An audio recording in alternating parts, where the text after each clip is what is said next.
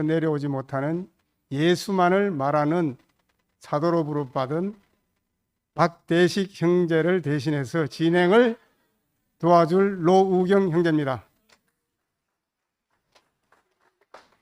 7월 6일 수요 집회를 시작하겠습니다. 이렇게 말하니까 상당히 참 은혜롭습니다. 우리 대식 형제가 왜 이 말을 하는가 하니까 오늘 우리 집회의 성격을 우리 대식 형제의 그 멘트를 통해서 우리 깊이 이해하는 그런 시간이 되는 것 같습니다. 먼저 광고 말씀드리겠습니다. 다음 주에 수요 집회 말씀 섬김이는 우리 중심부의 그 유영일 형제가 하게 되겠습니다. 유영일 형제 오늘 나오지 않으셨는데 다 같이 격려의 박수를 쳐주시기 바랍니다. 예. 그리고 오늘 집회는 10시까지를 목표로 하겠습니다. 10시 이전에 시작한 간증이 마칠 때까지 우리가 집회를 하도록 하겠습니다. 그러니까 10시 이후에는 간증하러 나오시지 마시기 바랍니다. 예, 너무 이제 오랫동안 집회를 하니까 다들 그 매일 우리가 집회를 하게 되니까 지장이 많은 것 같습니다. 그래서 10시 이전에 그 간증하러 나오신 분만 간증을 하고 마치도록 이렇게 도와주시면 감사하겠습니다. 오늘은 우리 구속의 복음에 대해서 중심부 강선명 자매가 선명하게 말씀해 주시겠습니다. 다 같이 경청해 주시면 감사하겠습니다.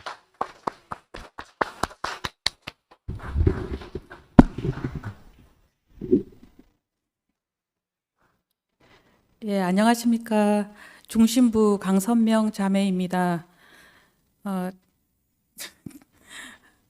제가 이 자리에서 정말 이 구속의 복음에 대해서 말씀을 드리게 돼서 너무 영광스럽고, 정말 결혼할 때도 목사님께서 저희한테 간증을 시키지 않으셨는데 여기서 이렇게 말씀을 하게 돼서 너무 참 감사드립니다. 우선 마태복음 4장 1절부터 11절을 한번 읽어보도록 하겠습니다. 그때 예수께서 성령에게 이끌리어 마귀에게 시험을 받으러 광야로 가사 40일을 밤낮으로 금식하신 후에 줄이신지라. 시험하는 자가 예수께 나와서 이르되 내가 만일 하나님의 아들이거든 명하여 이 돌들로 떡덩이가 되게 하라. 예수께서 대답하여 이르시되 기록되었으되 사람이 떡으로만 살 것이 아니요 하나님의 입으로 나오는 모든 말씀으로 살 것이라 하였느니라 하시니, 이에 마귀가 예수를 거룩한 성으로 데려다가 성전 꼭대기에 세우고 이르되 내가 만일 하나님의 아들이거든 뛰어내리라. 기록되었으되 그가 너를 위하여 그의 사자들을 명하시리니 그들이 손으로 너를 받들어 발이 돌에 부딪히지 않게 하리로다 하였느니라.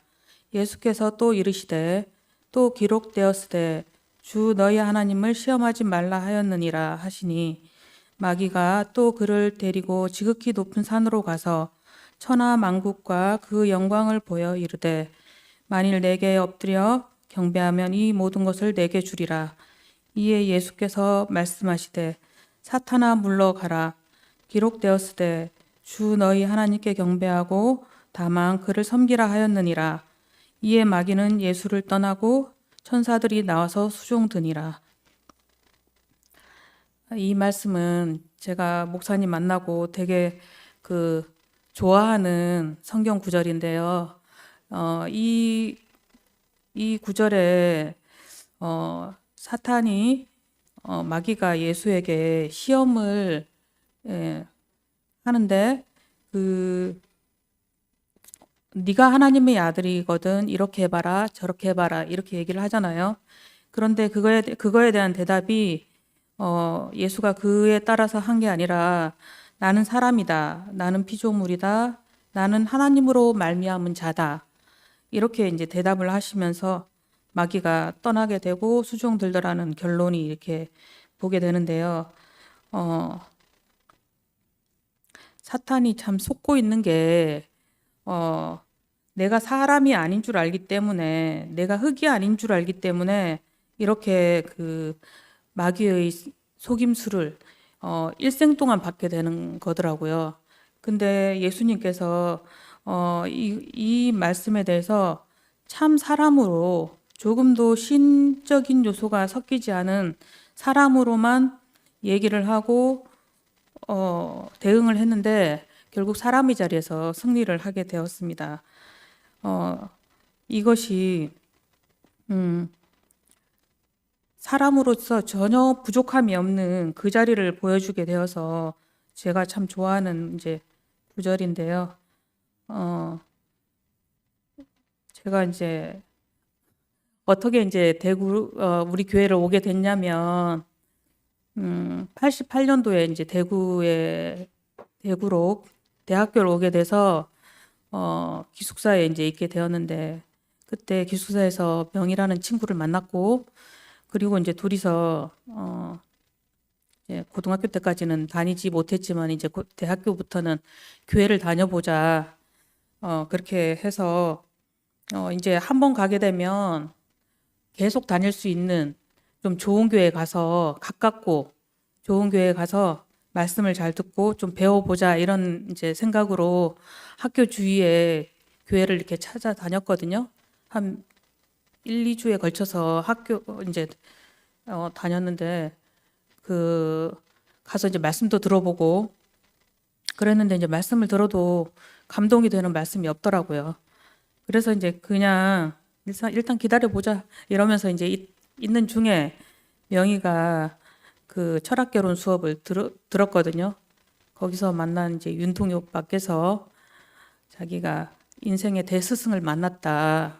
내가 이분을 만나지 않았으면 내 인생이 어떻게 됐을지 알 수 없다. 이렇게 얘기하면서 초대를 했다고 하더라고요.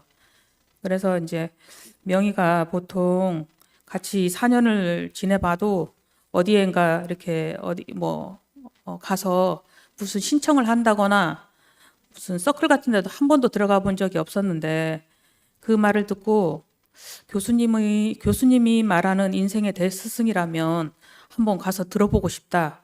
그래서 이제 가서 이제 양문 성서회에 가게 됐거든요. 그 애가 이제 처음으로 양문 성서회가 이제 만들어졌던 때였는데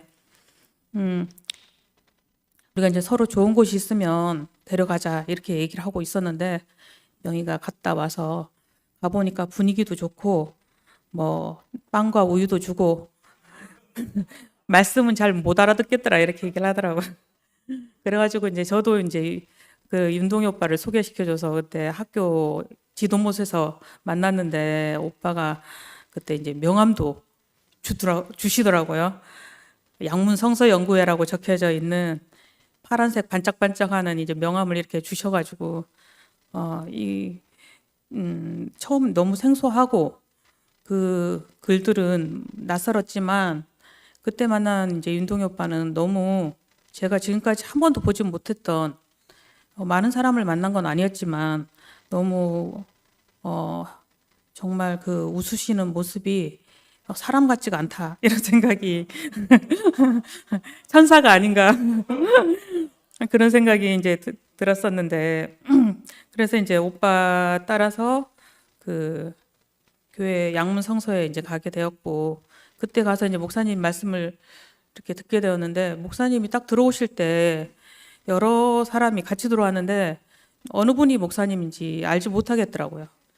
그랬는데 딱 자리에 앉으시는 걸 보니까 아 저분이 목사님이구나. 그래서 이제 말씀을 듣게 되었는데 창세기 궁창에 대해서 말씀을 하시는데 제가 처음 듣는 그때 내용이 어떤 내용인지는 모르겠지만 처음 듣는 말씀인데 이렇게 숨통이 트여가지고 굉장히 좋았고 그 뒤에도 계속 목사님 말씀을 들었는데 뭔지는 모르겠고 근데 이제 인생에 대해서 창세기가 인생에 대한 이야기라고 하시면서 세상을 창조하신 이야기가 아니라 인생을 창조한 하나님의 이야기라고 이렇게 얘기를 하시는데 이상하게 목사님 말씀을 들으면 굳어졌던 제 얼굴이 펴지고 하여튼 너무 이렇게 좋았고 이제 그런데 일요일이 되면 교회를 가야 되는데 교회 오라고를 안 하시더라고요. 그래가지고는 명희하고 제가 이제 찾아서 갔거든요. 그 옆에 바로 양문 성서회 하던 바로 옆에 이제 교회 집회를 하던 곳인지 이제 알아보고 그냥 갔는데 가서 보니까 너무 좀 돗대기 시장 같기도 하고 그랬는데 사람들 얼굴이 너무 밝고 정말 해보다도 더 빛나는 우리 집이라는 그 찬송처럼 사람들이 윤동이 오빠 얼굴도 똑같이 이제 이런 사람들하고 똑같구나 이렇게 생각을 했거든요. 그래서 이제 저는 그때 고등학교 때까지 제가 20대, 30대, 40대 어떻게 살 것인지 상상도 되지 않고 어떻게 살지 캄캄하고 어떤 계획을 세울 수도 없는 그런 상황이었거든요. 단지 그냥 사람다운 사람이 되자 그렇게 생각하고 그리고 하나님이 계시다면 만나면 좋겠다. 그런데 그 목사님 만나기 전에 왜 하나님이 있으면 됐지 예수는 왜 있는가 이런 생각을 했었거든요. 근데 이제 목사님 만나고 목사님이 인생의 가치를 세상에 그 한 번도 들어보지 못한 그 하나님 이야기를 하는데 인생의 가치를 너무 높여주시고 전혀 그 교회 안에서나 그 목사님과 형제 자매들 안에서 이렇게 나오는 그 분위기가 너무 밝고 풍성하고 그래서 그리고 그 깊이가 어디서 나오는지 알 수 없어가지고 내가 다 알 때까지는 계속 나와봐야겠다 이런 생각도 하고 그렇게 교회를 다니다가 보니까 재승이 오빠가 또 이제 우리들과 같이 그 영어로 싱어송도 하면서 같이 많이 즐겁게 지내고 그렇게 이제 교회 안에서 혜택을 받으면서 너무 은혜롭게 이렇게 살게 됐고요. 근데 이제 요번에 이제 그 윤동희 오빠가 이제 퇴직을 하시면서 우리 이제 양문의 형제들하고 이렇게 만나게 됐거든요. 다시 이제 만나게 됐는데 이제 30년이 지나서 만나게 되니까 다들 옛날의 모습들이 아니더라고요. 옛날에는 팔팔하게 보였던 그 형제들이 목사님이 늘 말하는 그 톨스토이 해밍웨이의 그 노인과 바다에 나오는 형제들 노인처럼 자기가 바다에 나가서 65일인가 그렇게 이제 바다에서 항해를 해서 커다란 물고기를 잡았는데 갖고 와봤더니 결국 뼈만 남았더라. 커서 배에 실지 못해서 바다에 넣은 채로 이제 갖고 왔는데 뼈만 남았더라 하던 그 모습의 형제들이 이렇게 보여졌고 그러면서 이제 너무 다 파산 그런 모습으로 이렇게 보여지고 파산한 형제들로 보여지고 그런 와중에 이제 또 한 자매는 그런 와중에도 이제 이 교회 말씀으로 자녀하고 교제가 잘 된다 이런 얘기를 했거든요. 그래서 이제 헤어지고 오는데 참 이렇게 이제 나는 또 거기서 내 아이와 교통이 안 되는 걸로 또 이제 고민하고 그 괴로워하는 내 자신 하나가 안 되는 내 자신이 이렇게 있더라고요. 그래서 이건 정말 끝나지 않는구나.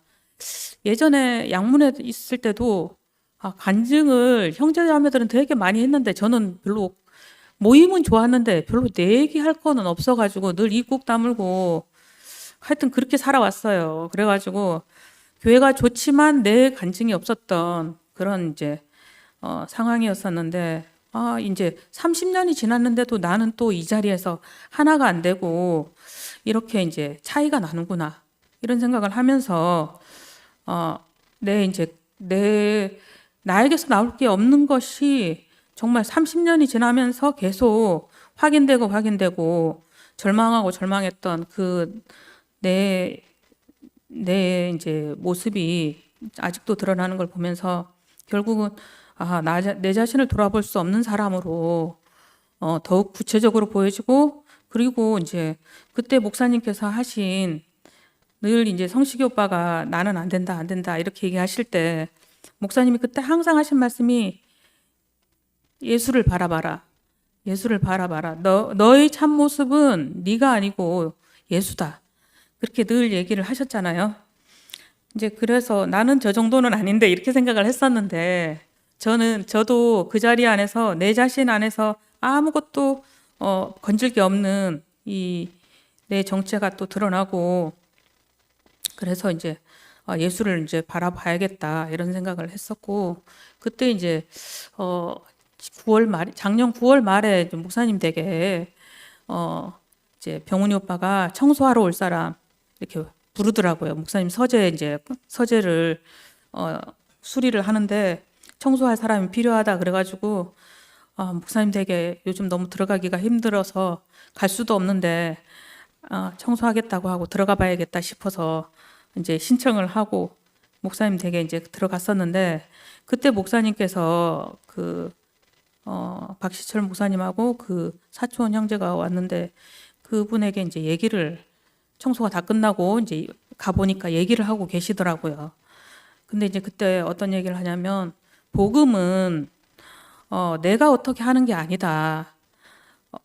복음이라면 내가 뭘 해서 이루어지는 거라면 그게 복음이 아니다. 내가 하지 않았는데 예수가 하나님도 할 수 없고 사람도 할 수 없는 것을 그걸 이루어 놓았다. 이렇게 얘기를 하시는데, 그 말씀이 정말 내가 할 수 없는, 아무것도 할 수 없는 내가 있는데 예수가 그것을 이루어 놓았다 하니까 너무 이제 그게 저한테 이렇게 도달이 되더라고요. 저에게 없던 것이 이렇게 복음이 이렇게 오게 되는데, 그 내용을 들어보니까 너무 나의 의지와 아무 상관이 없고 내가 힘써서 할 것이 아무것도 없고, 이미 하나님이 사람을 지으실 때 보시기에 심히 좋았더라고 한 그 사람을 이미 처음부터 내가 생길 사람이 있을 때부터 그렇게 만들어 놓은 그 사람이 예수로 인해서 이제 예수가 이제 그것을 이루어 놨다 이렇게 얘기를 하시는 거예요. 근데 그 말이 너무 저한테는 듣기가 좋았고 새로운 세계가 열리는 것 같았어요. 그거는 이제 배신하는 거하고도 상관없고 내 의지하고 아무 상관없는 어떤 운명이라고 얘기를 하시는데, 그게 너무 좋아가지고 사실은 이제 그때 그 양문의 형제들 만날 때도 저는 그 목사님 말씀이 이렇게 남아 있어서 좋았는데, 또 내 자신을 보니까 또 옛날에 그 내가 남아 있고 그런 이제 상황이었었거든요. 그러고 있다가 이제 개천절 집회를 하게 됐는데, 그때 목사님이 이제 예수가 누구인가, 한 세 사람에 대해서 예수는 어디에 있는가 이렇게 얘기를 해주셨는데, 그 말씀을 들으니까 머리로 내가 알아지는 거나 이해되는 게 아니라 내 운명이 그 안에 조금도 다름없이 이렇게 딱 일치가 되는 것이 보여졌고, 그게 너무 이제 감사가 되었고 감사가 되었는데, 이제 그 후에 이제 그 말씀을 제가 이제 들었을 때 이 말씀은 정말 목사님 복음이구나. 그 전에 어떤 말씀보다 더 좋았다 이렇게 비교할 수 있는 말씀이 아니라 영원히 많은 사람들에게 복음이 되는 그 말씀으로 이렇게 보여졌고, 그리고 나서 효영이 오빠가 이 말씀을 한 번만 듣고 우리가 말씀이 아니다, 계속 들어야 된다고 그래서 이제 말씀이 계속 이어지게 됐는데, 그렇게 하게 되면서 이제 더 분명하게 된 게 십자가에서 내려오지 못한 그 예수, 그 내려오지 못하고 죽었는데 나도 그 안에서 발견이 되고 다른 어디에서는 늘 모든 어떤 곳에서도 제가 이렇게 어디에 탁 소속이 되거나 포함이 되고 그렇게 되지 않았었는데 십자가에서 내려오지 못하고 죽은 그 예수 안에는 내가 포함이 딱 되더라고요. 그게 이제 사람이 이게 사람이 사람이면서도 내가 누군지를 알지 못하는 그 정체성을 그 십자가에서 내려오지 못하고 죽은 그 예수의 자리에서 너무나 이렇게 사람이다. 사람은 누구나 다 죽는다. 그렇지만 이제 하나님 같이 되었던 예수라도 십자가에서 내려오지 못하고 이렇게 죽는 그 모습을 보면서 너무 이제 제가 그 자리 안에서 이렇게 인생이 부족함이 없구나. 이제 사탄은 인생에 대해서 너는 나보다 능력이 뛰어나지 못하고 나보다 아름답지 못하고 나보다 가진 것도 없고 이렇게 평생을 송사를 하는데 십자가에서 내려오지 못하고 죽은 그 운명은 사람이라면 아무도 이걸 비껴갈 수 없고 예외일 수 없는데 근데 그 죽음을 가지고 있는 그 인생이 그 자리를 인정을 하니까 사탄이 딱 떠나가고 전혀 부족함 없는 인생으로 자유와 해방을 누리게 되더라고요. 그래가지고 그런데 이제 그게 그냥 한순간에 그치는 게 아니라 자고 일어나도 똑같이 그 내가 분명하게 연약하여서 죽을 수밖에 없는 그 인생 안에 포함되어 있는데 그것을 인정한 것밖에 없는데 이상하게 하나님의 상속자로서의 모든 만유가 포함되는 그 축복 안에 포함되어 있고 그 자유와 해방이 저는 계속 자유와 해방을 그리고 읊조리고 다녔거든요. 정말 속아 있었구나. 인생이 하나님이 지을 때 보시기에 힘이 좋다고 한 그 인생은 그렇게 능력과 소유 그걸 가지고 휘둘리고 있을 인생이 아니었는데 이제 이것을 먹으면 네가 하나님 같이 되리라 하는 사탄의 말을 듣고 선악과를 먹고 자리를 이탈한 결과 항상 무엇을 해도 그 부족한 것이 메꿔지지 않고 근데 이제 저는 해봐도 별로 이렇게 성과가 날 것 같지 않아서 그다지 노력을 하진 않았는데 정말 가고자 해도 갈 수 없고 오고자 해도 올 수 없는 그 갭, 그 차이가 항상 인생의 자리에서 남아 있더라고요. 그리고 정말 아무리 발벗고 따라가 본다 하더라도 미칠 수 없고 만날 수 없는 그 갈급함, 그 부족함, 그게 있었는데 그게 바로 내가 십자가에서 내려오지 못하고 죽은 그 예수 안에서 발견되지 않았기 때문에 그 인생 안에서 발견되지 않았기 때문에 그랬었구나. 그게 이렇게 보여지고 인생이 생로병사 안에 있고 그 죽음을 피할 수 없지만 하나님을 나타내기에는 전혀 부족함이 없고 그래서 만유가 하나님의 아들들이 나타나기를 고대하고 있다. 왜냐하면 그들이 허무한 데 굴복하기를 원치 않기 때문이다. 그렇게 얘기를 하는 그 말이 있었는데 사람을 기다리고 있었구나. 참 사람을 기다리고 있었고 참 인생을 기다리고 있었구나. 이제 그렇게 보여지면서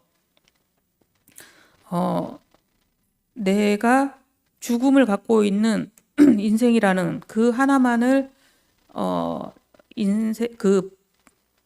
인정하고 받아들였는데 내게 정말 그 쏟아지는 은혜는 정말 자유와 해방, 그 모든 인생에게 주어준 모든 축복이 다 이렇게 이루어져서 너무 참 감사가 되고요. 그러니까 이제 예수님께서 십자가에 목사님께서 그러셨잖아요. 어, 이제 희미했다. 내가 그 예수하고 결국은 죽는 자리에 가보니까 아무 상관이 없더라. 하나님은 알겠는데 하나님이 이끄심은 분명히 받았는데 예수하고 나는 무슨 관계인가 이렇게 얘기를 하셨다고 하셨는데 그러면서 모든 사람이 다 도망을 갔다. 다 떠났다. 이렇게 얘기를 하셨는데 그 얘기하시는 그 자리 안에 저도 똑같이 떠나고 도망가고 그런 사람으로 발견이 되어지고 그 예수가 죽으시면서 하나님 어찌하여 나를 버리시나이까 이 얘기를 했다고 하셨는데 그 말을 목사님이 가장 진실한 말씀이라고 하더라고요. 사람으로서. 근데 저는 그 전에 왜 이게 진실한 말씀이지? 이건 너무나 보잘것없고 뭐 나라도 할 수 있는 말이고 모든 사람이 할 수 있는 이런 말을 예수가 왜 이런 말을 해야 되지? 이렇게 생각을 했는데 여기서 예수도 그 모든 믿음도 다 떨어지고 그냥 우리하고 똑같은 그 한 사람으로 발견이 되어졌기 때문에 이렇게 나타나셨기 때문에 우리가 이제 구속이 되었다 이렇게 얘기를 하시더라고요. 만약 예수님께서 뛰어내릴 수 있고 그 자리에서 내려올 수 있는데 내려오실 수 있었더라면 내려오셨지 왜 내리지 않았겠나. 그렇게 이제 예수님의 그 울부 부르짖음에도 하나님께서 아무 대답을 하지 않으신 것이 너는 그전에는 예수님이 기도하기 전에 다 알아서 해주셨고 예수님도 아버지가 내 안에 내가 아버지 안에 이런 말씀하시고 아버지가 일하시니 나도 일한다 이렇게 얘기를 하셨는데 이때는 아무 대답이 없었다 그랬거든요. 그때 만약 목사님께서 말씀하시기를 하나님께서 말씀을 하셨더라면 넌 사람이다. 사람. 죽는 사람으로 내가 너를 짓지 않았느냐. 죽도록 지어놨는데 나보고 어쩌란 말이냐. 이 얘기를 했다고 하시잖아요. 정말 예수의 어떤 그 기적과 이사에서도 나는 하나로 발견될 수 없었는데 하나님 어찌하여 나를 버리시나이까 이렇게 울부짖으면서 죽을 수밖에 없는 그 사람의 운명을 보여주신 그 자리 안에서는 나도 조금도 다르지 않은 그 한 예수하고 딱 만날 수 있는 그 한 자리 한 사람으로 만나게 되어서 사람이 가장 원하는 그 사람은 이제 평생을 결혼하기 위해서 산다고 하잖아요. 근데 만나야지 결혼을 하잖아요.